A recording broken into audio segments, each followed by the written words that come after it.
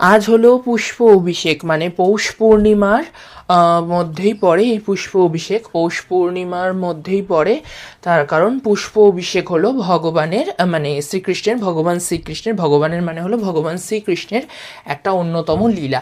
পুষ্প অভিষেক হলো মানে এমন জিনিস, পুষ্প অভিষেকের দিন আমাদের করা উচিত, মানে যেগুলো যেগুলো আমরা করেছি বা করা উচিত সেটা অনেকেই জানো, তাও আমি আরেকবার বলে রাখছি। পুষ্প অভিষেকের দিন আমাদের ভগবান শ্রীকৃষ্ণের যে রূপে আমাদের বাড়ি থাকুক না কেন, ভগবান শ্রীকৃষ্ণ হোক বা রাধারানী হোক বা বাল্যরূপে লাড্ডু গোপাল হোক বা বাল্যরূপে রাধারানী হোক, যে রূপই থাকুক না কেন ভগবানের, বা জগন্নাথ বলরাম সুভদ্রা বা গৌর নিতাই রাধাকৃষ্ণ, যেসব বিগ্রহ বা যেসব রূপই ভগবানের থাকুক না কেন আমাদের ঘরে, তাদের আমাদের পুষ্প অভিষেকের দিন, পৌষ পূর্ণিমার ওই পুষ্প অভিষেকের দিন, সেদিনকে আমাদের ভগবানকে ঘি দিয়ে অভিষেক করানো উচিত। ঘি, পঞ্চামৃত, মানে ঘি দুধ এসব দিয়ে পঞ্চামৃত বানিয়ে বা ঘি দিয়ে আলাদা করে অভিষেক করানো উচিত। মানে যাদের পঞ্চামৃত আড়ম্বর করে উঠতে যারা পারে না, যারা ব্যর্থ, বা সবার তো সেমভাবে আড়ম্বর করে, মানে অনেক আড়ম্বর করে তো পুজো করে হয়ে ওঠা হয় না, তো তাদের জন্য শুধুমাত্র ঘি দিয়ে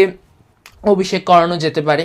এবার যেমন যাদের যাদের যাদের যারা পারে তারা পঞ্চামৃতও করে নিতে পারে, আর তার সাথে সাথে পঞ্চামৃত দিয়ে ঘি দিয়ে সব কিছু দিয়ে অভিষেক করানোর শেষে পুষ্প দিয়ে অভিষেক করানো, এটা বাধ্যতামূলক।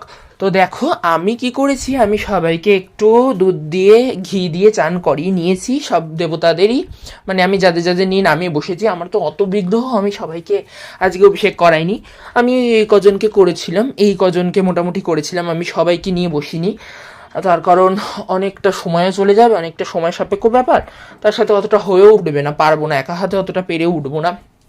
তো আমি ওই জন্য সিংহাসন থেকে আমার এই কজন গোপাল সোনাকে, একটা এই গোমাতাকে, আর একজন এই রাধা মাধবের বিগ্রহটাকে আমি সবাইকে একটু কাঁচা দুধ আর একটু ঘি দিয়ে অভিষেক করিয়েছিলাম। শুধুমাত্র কাঁচা দুধ আর ঘি দিয়ে অভিষেক করিয়ে নিয়েছিলাম। আর কাঁচা দুধ দিয়ে কাঁচা দুধে অভিষেক করিয়ে নিয়ে গা মুছিয়ে আবার ড্রেস পরিয়ে দিয়েছি, শুদ্ধ ড্রেস, মানে শুদ্ধ পরিষ্কার বস্ত্র পরিয়ে দিয়েছি, আর তার সাথে সাথে শীত বস্ত্রগুলোও পরিয়ে দিয়েছি গোপাল সোনাদের। আর রাধা মাধবের গায়ে আমি চাদর দিই, তো ওই জন্য চাদরটা আর দিইনি, শুধুমাত্র পোশাকটা পরিধান করিয়েছি, চাদরটা আর দিইনি। আর গোপালদের সবাইকে সোয়েটার পরিয়ে দিয়েছি, শীতের পোশাক।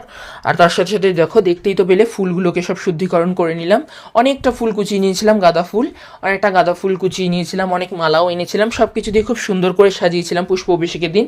তো তোমাদের সাথে সব সাজিয়েছিলাম সবাইকেই, তো তোমরা সেটা সবাইকেই দেখতে পাবে। আর আমি সবাইকে নামাইনি, তার আরেকটাও রিজন আছে, সেটা হলো মানে সবাইকে নামিয়ে নিয়ে আমি করেছি, এটা আমার একটা কারণ আছে।